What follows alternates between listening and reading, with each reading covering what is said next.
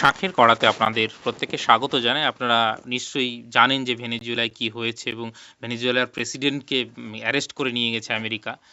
এইটা Times of ইন্ডিয়ার একটা আর্টিকেল দেখাচ্ছি।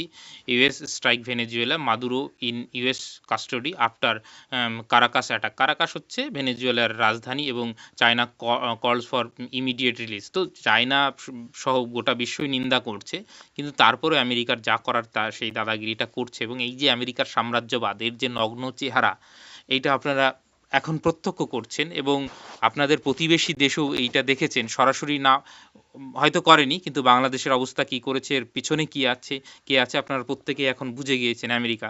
তো এবং শ্রীলঙ্কায় এবং আপনার আমাদের নেপাল প্রতিবেশী দেশ, সবগুলো দেশ এবং মিডিল ইস্টের অবস্থা ইতিপূর্বে কি করেছে আপনারা প্রত্যেকেই দেখেছেন। এই যে আমেরিকান সাম্রাজ্যবাদ, এইটা কিন্তু ভারতবর্ষেরও প্রচুর ক্ষতি করেছে। আপনারা যদি ভারতবর্ষের মডার্ন ডে ইন্ডিয়ার যদি হিস্ট্রিটা পড়েন, তাহলে এই আমেরিকান সাম্রাজ্যবাদ কিন্তু প্রচুর ক্ষতি করেছে। ভারত আরও অনেক উন্নতি করতে পারত, তার যা রিসোর্স ছিল এবং সব দিক থেকে, মানে ন্যাচারাল রিসোর্স বলুন, হিউম্যান রিসোর্স বলুন, কিন্তু সব থেকে যদি আমাদের উন্নতির পথে কেউ বাধা হয়ে থাকে, তাহলে সেটা হচ্ছে আমেরিকান সাম্রাজ্যবাদ। দেখুন, ডোনাল্ড ট্রাম্প একজন ব্যক্তি, তিনি কিন্তু দেখবেন যে যখন মানে ইলেকশন ক্যাম্পেইন চলছিল, আপনাদের অন্য একটু ইনসাইট দিই, সে তখন দেখবেন যে এই বাংলাদেশের মাইনরিটি নিয়ে, রাইট নিয়ে কথা বলছিল, পাকিস্তানের বিরুদ্ধে কথা বলছিল, কিন্তু হঠাৎ করে ক্ষমতায় আসার পর কেন চেঞ্জ হয়ে গেল? এইখানেই হচ্ছে গল্পটা। আমেরিকা কিন্তু চালায় হচ্ছে বড় বড় পুঁজিপতিরা। সামনে যেই থাকুক না কেন, তাদের বিরুদ্ধে গিয়ে পলিসি নির্ণয় করা কিন্তু খুব টাফ ব্যাপার। অর্থাৎ ডিপ স্টেট যেটা, সেইখান থেকে সমস্ত কিছু নিয়ন্ত্রণ হয়। তো সেই জায়গায় দাঁড়িয়ে দেখবেন যে ডোনাল্ড ট্রাম্প ক্ষমতায় আসার পর পাকিস্তান সঙ্গে মানে আসিম মুনির সব থেকে ফেভারিট ফিল্ড মার্শাল হয়ে গেল। এদিকে মোহাম্মদ ইউনিস সম্পর্কে খারাপ কথা বললো, মোহাম্মদ ইউনিসের সঙ্গে ভালো সম্পর্ক হয়ে গেল। এবং আপনারা এটা দেখেছেন যে এই আর্টিকেলটা যদি দেখেন, এইখানে already Benjamin Netanyahu congratulate president Donald Trump for your bold and historic leadership on behalf of freedom. এই ফ্রিডমের নামে পৃথিবীতে এরা যা মানে যুদ্ধ ছড়িয়েছে, তার বলার কথা নয়। কিন্তু বেঞ্জামিন নেতানিয়াহু তো কংগ্রাচুলেট করবেন, কারণ তার হয়ে আমেরিকা এসে ইরানে বম্বিং করছে, তো অবভিয়াসলি সে করবেন। এবং ভারতের রিয়াকশন যেরকম মানে ব্যালেন্স থাকে আপনারা দেখতেই পাচ্ছেন। রিসেন্ট ডেভেলপমেন্ট ইন ভেনেজুয়েলা আর a matter of deep concern, গভীর উদ্বেগের ব্যাপার। এর থেকে তো আর বেশি কিছু বলার নেই ইন্ডিয়ার, কারণ ইন্ডিয়া ফার দূরে। এখানে যদি এই যে মানে ইয়েটা দেখেন, এইটা হচ্ছে ভেনেজুয়েলা। এবং এই ভেনেজুয়েলার আক্রমণ করার মূল উদ্দেশ্য কি? সবাই বলছে তেল, তেল তো ঠিক আছে, কিন্তু দেখবেন কারাকাস হচ্ছে এর রাজধানী, এখান থেকেই তুলে নিয়ে গেছে, কালকে বম্বিং করেছে এবং আমেরিকার খুব কাছে। এবং এই ভেনেজুয়েলা কিন্তু এই আপনার কিউবা ক্রাইসিসের কথা শুনেছেন, যে যখন সোভিয়েত ইউনিয়ন ছিল, তো ভেনেজুয়েলাও কিন্তু এই সোভিয়েত ইউনিয়ন এবং চায়নার কাছাকাছি বলে এটাও একটা ব্যাপার। এবং তার আগে দেখুন এই যে সাদ্দাম হোসেনকে কি করেছে, এই যে অভিযোগে এই নিকোলাস মাদুরোকে মানে অ্যারেস্ট করা হলো, সেইটা সম্পূর্ণ একটা মিথ্যা অভিযোগ, এর কোনো ভিত্তি নেই।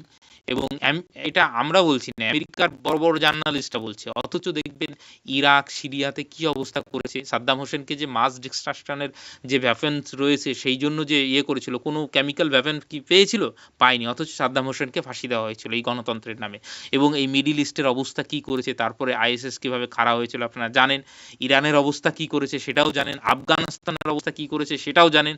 সব থেকে বেশি যদি হত্যা করে থাকে আধুনিক মানে পৃথিবীতে, তাহলে কে সেটাও জানেন। পাকিস্তানের অবস্থা কি করেছে, একটু উন্নতি করছিল বাংলাদেশ, সেটাও তাদের নজরে কিন্তু মানে ভালো ঠেকলো না। টেক্সটাইল ইন্ডাস্ট্রিতে যথেষ্ট ভালো করছিল এবং পার ক্যাপিটা ইনকামে কিন্তু মানে বাংলাদেশ ভালো করছিল, অথচ বাংলাদেশটাকেও শেষ করে দিল। এবং এই মানে এই যে আমেরিকার যে সাম্রাজ্যবাদ, তার যে স্বার্থ সিদ্ধির জন্য কত মানুষকে যে বলি দিয়েছে। এবং এই যে ডোনাল্ড ট্রাম্প, এই যার কথা আমি বলি, এর পূর্বপুরুষ কোথাকার? এর পূর্বপুরুষ ইউরোপের। ডোনাল্ড ট্রাম্পের পূর্বপুরুষ কোথাকার? ইউরোপ থেকে গিয়েছে, আপনারা জানেন। এই যে ডোনাল্ড ট্রাম্পের দেখবেন মানে জার্মানিতে গিয়েছিল, ঠাকুরদার বার্থ সার্টিফিকেট গিফট করা হয়েছিল ওকে। তো এরা কিন্তু ওইখানে গিয়ে এখন বলছে যে বাইরের দেশের লোকজনকে ভাগাবো, এরাই তো 2-3 পুরুষ আগে গিয়েছে, ইউরোপ থেকে গিয়েছে, ক্রিস্টোফার কলম্বাস এইখানে গিয়েছিল। এইখান থেকে আপনারা জানেন যে ক্যারিবিয়ান আইল্যান্ডে গিয়েছিল, সেইখানে তামাটে কালারের মানুষ দেখে তিনি ইন্ডিয়ার উদ্দেশ্যে বেরিয়েছিলেন, দিয়ে ওইখানে রেড ইন্ডিয়ান, এখনো দেখবেন যে রেড ইন্ডিয়ান নাম বলা হয়, কারণ তারা এইখানটায় নতুন একটা কন্টিনেন্ট আবিষ্কার করে এখান থেকে গিয়ে গিয়ে কিন্তু এইখানকার যারা আদিম অধিবাসী তাদেরকে কিন্তু হত্যা করা হয়েছে, সমস্তটা মানে মেরে ফেলা হয়েছে। সেই বই মোটামুটি আমি একটা বিষয়ে পড়ছিলাম, পরিবেশের ইতিহাস সংক্রান্ত বিষয়। তো এই আমেরিকার যে আদিম অধিবাসীদের কিভাবে নরসংহার করা হয়েছে এইখানে, এবং এই যে ইউরোপীয় মানে আমাদের যারা মানে এই ইংল্যান্ড থেকে গিয়ে একটা সময় শাসন করেছে, তাদেরই একটা অংশ এইখানে গিয়েও শাসন করেছে আপনারা জানেন। এবং অস্ট্রেলিয়াতে যে সাদা চামড়ার মানুষ দেখেন তারাও কিন্তু এইখানকার মানে অরিজিনাল অধিবাসী নয়, এই ইউরোপ থেকেই গিয়েছিল।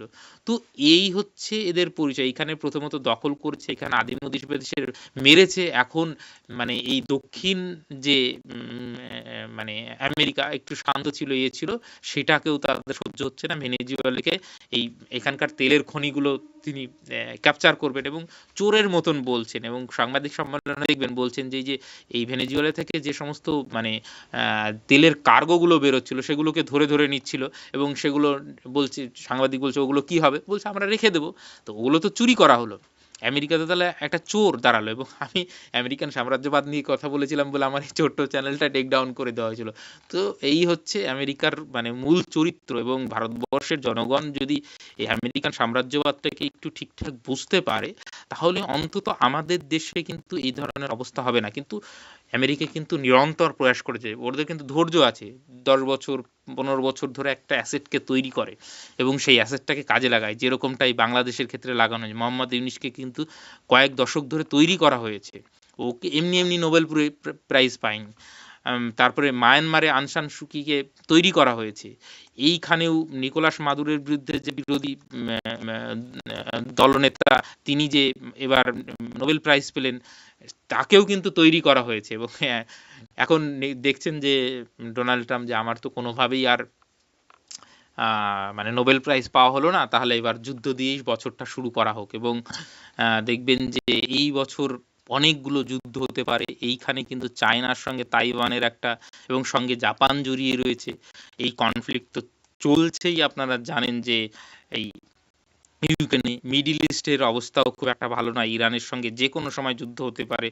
তো সব মিলিয়ে গোটা বিশ্বের পরিস্থিতি কিন্তু মানে এই 100 বছর আগে যেরকম বিশ্বযুদ্ধ হয়েছিল সেই দিকে কিন্তু পৃথিবী আবার এগোচ্ছে। এবং যে মানে বিশ্বের যে আইন কানুন সেটাকে তোয়াক্কা না করে ইউনাইটেড স্টেট যেভাবে এই মানে ইয়েটা মানে ভেনেজুয়েলার উপর আক্রমণ করলো, এটা কিন্তু গোটা বিশ্বকে পরবর্তীকালে একটা যুদ্ধের দিকে ঠেলে দেবে।